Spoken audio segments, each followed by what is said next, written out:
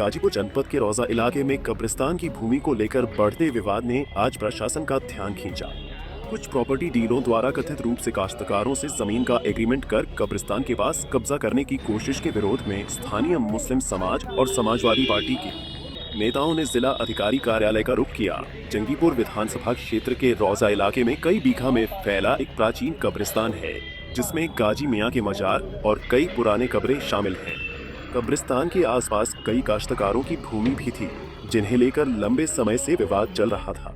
काश्तकारों ने भू राजस्व अधिकारी के पास अपनी जमीन को कब्रिस्तान की भूमि से अलग करने के लिए वाद दाखिल किया था। भू राजस्व विभाग ने रिपोर्ट के आधार पर लगभग 3 महीने पहले दोनों भूमि का सीमांकन कर कोर्ट का फैसला सुनाया। इस फैसले के बाद काश्तकारों ने अपनी भूमि का एग्रीमेंट प्रॉपर्टी डीलरों के साथ किया। प्रॉपर्टी डीलरों द्वारा जमीन पर कब्जा करने की कोशिश से स्थानीय मुस्लिम समाज के लोग नाराज हुए। उन्होंने आज समाजवादी पार्टी के नेताओं के साथ जिलाधिकारी कार्यालय पहुंचकर जिलाधिकारी को ज्ञापन सौंपा और कब्रिस्तान पर हो रहे निर्माण कार्य को रोकने की मांग की। समाजवादी पार्टी के जंगीपुर विधायक डॉ वीरेंद्र यादव ने कहा कि यह जमीन धार्मिक और ऐतिहासिक दृष्टि से संवेदनशील है और किसी भी तरह का अवैध कब्जा स्वीकार्य नहीं है। उन्होंने जिलाधिकारी से उचित कार्रवाई करने की अपील की। देखिए, डीएम साहब से हम लोग मिलने आए। कई मामले थे जिसमें एक शहर की ज़मीन पर जो कब्जा करने का जो मामला प्रकाश में आया था, इस पे लेकर के वक्फ बोर्ड की जो ज़मीन थी और उसमें जो कई गाटे हैं, उस कई गाटे में इन लोगों को आशंका थी कि जो ज़मीन है वो कब्जा हो रही है। इसको लेकर के हम लोग डीएम साहब से मिले हैं। डीएम साहब ने और जो पार्टी है वो जो सबको संतुष्ट उन्होंने किया है कि इस प्रकार की जो गलती हो रही है वो गलती नहीं होगी। और जो वक्फ बोर्ड का संरक्षक डीएम होता है और डीएम साहब ने आश्वासन दिया है कि आपके खिलाफ इस प्रकार की कोई भी कार्रवाई नहीं होगी जिससे आपको प्रभावित होना पड़े। इसलिए जो मुस्लिम समाज के लोग थे जो कब्रिस्तान की बात कर रहे थे और वहाँ काश्तकारी की बात थी, वो कई नंबर थे, कई घाटों को उन्होंने चिन्हित किया और स्पष्ट करने का काम किया। और हम लोग सबको आश्वासन दिए कि मैं पुनः इसकी जो है जांच करा लेता हूं और जांच कराने के बाद ये सामने आ जाएगा। इसलिए हम सब लोग जो है संतुष्ट हो गए।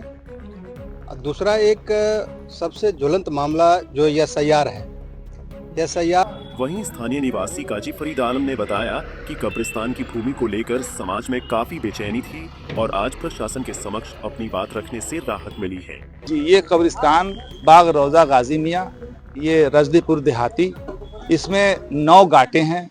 181, 182, 183, 185, 186, 187, 188, 576, 577, ये कुल 9 गाटे हैं, जिसमें 181 नंबर गाटा कुछ बड़ा है, 6.5 बीघे का लगभग जो है वो है।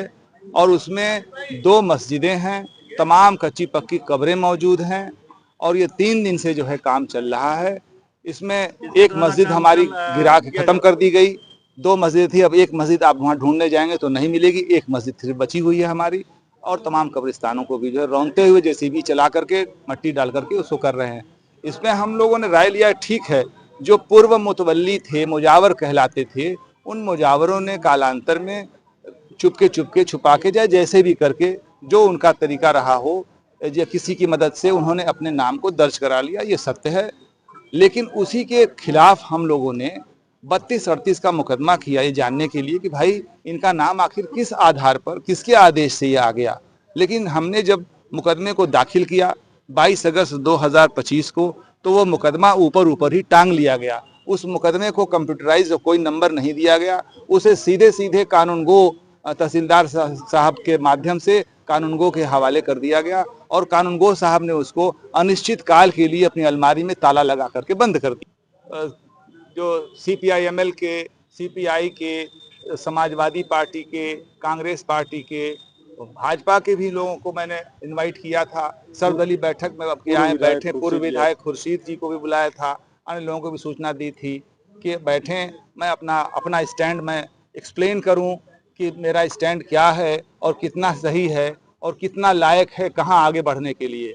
तो उस पर उन लोगों की जो है वो हमें सुझाव मिला है, मैं उन लोगों का शुक्रगुजार हूँ। और उन्होंने बात किया है जिलाधिकारी महोदय से, उन्होंने समय दिया है, वे मिलने के लिए जाएंगे और बात करेंगे। मुझे अच्छे बातों के संकेत मिलते हैं कि हो सकता है कि संपत्ति को सुरक्षित संरक्षित किया जा सके।